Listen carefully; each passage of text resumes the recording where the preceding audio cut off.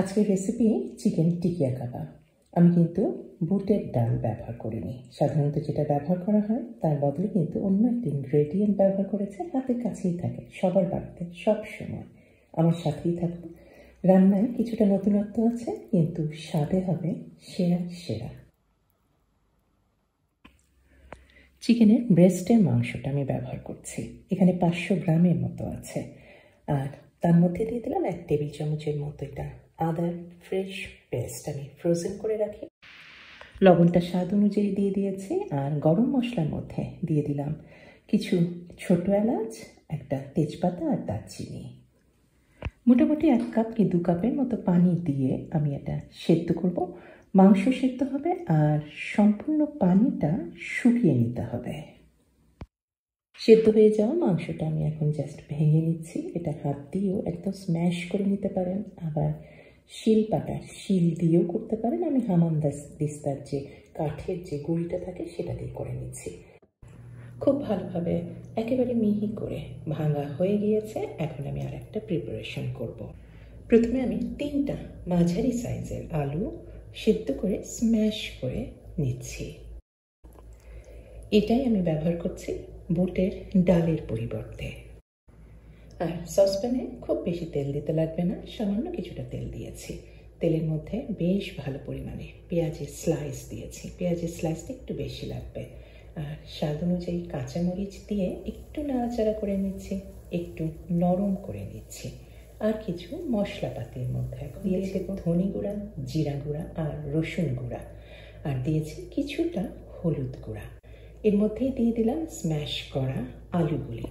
আর এটা দিয়েছে একটা কাবাব মশলা। আপনারা যে কোনো কিছুই দিতে পারেন। ম্যাগি নুডলসের মধ্যে যে সিজনিং মশলাগুলি থাকে সেটাও দিতে পারেন। এটা স্বাদটাকে বাড়িয়ে দেবে।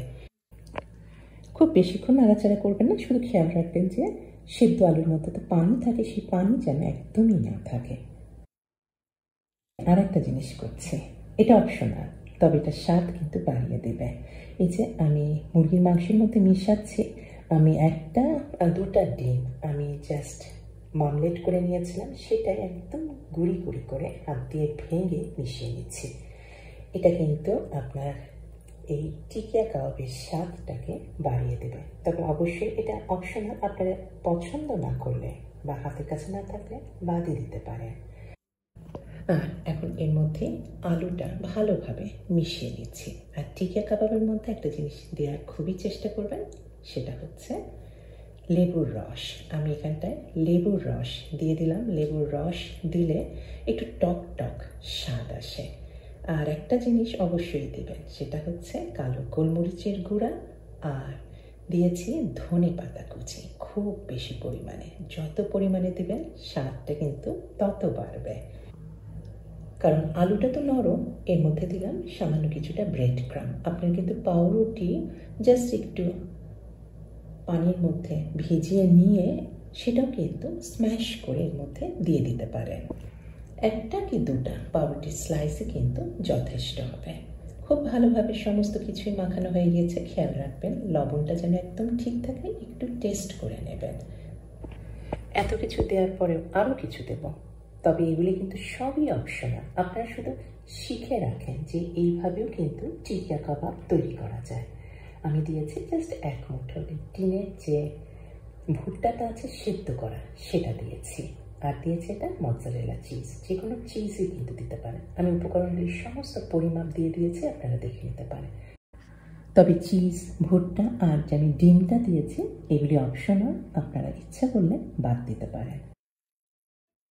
এখন আর কিছুই না, টিকিয়া কাবাবটা আমি তৈরি করে নিচ্ছি। গোল এরকম মাঝারি সাইজেরই তৈরি করছি। তৈরি হয়ে যাওয়া টিকিয়া কাবাব থেকে আপনাদের কিছুটা আমি দেখিয়ে দিচ্ছি ভেজে। আর বাকিগুলি আমি এখন ফ্রোজেন করে সংরক্ষণ করব ডিপ ফ্রিজে। টিকিয়া কাবাবের সমস্ত ইনগ্রেডিয়েন্টগুলি একেবারে কুকড, সুতরাং জাস্ট উপরের দিকটা একটু হালকা লাল রঙের হয়ে আসে, ব্রাউন কালার হয়ে আসলে কিন্তু টিকিয়া কাবাব ভাজা হয়ে গেছে। এখানে কোনো কাঁচা ডিমও দেওয়া হয়নি, ফলে ডিমটাও যে কুকড করতে হবে সেটারও কোনো ব্যাপার নাই। সুতরাং জাস্ট 5-6 মিনিটের মধ্যেই কিন্তু টিকিয়া কাবাব লাল লাল করে ভাজা হয়ে গেল। বুঝতেই পারছেন কেমন হয়েছে টিকিয়া কাবাব। ভেতরটা দেখেছেন কীরকম হয়েছে? ভেতরটা হালকা নরম, উপরেরটা হালকা ক্রিস্পি। অবশ্যই করবেন একটু নতুনভাবে এই ধরনের মজাদার একটা টিকিয়া কাবাব। এই মজাদার টিকিয়া কাবাব সবাই পছন্দ করবেন, আপনি তো অবশ্যই পছন্দ করবেন। আজকে এই পর্যন্তই, সবাই ভালো থাকবেন। আল্লাহ হাফেজ।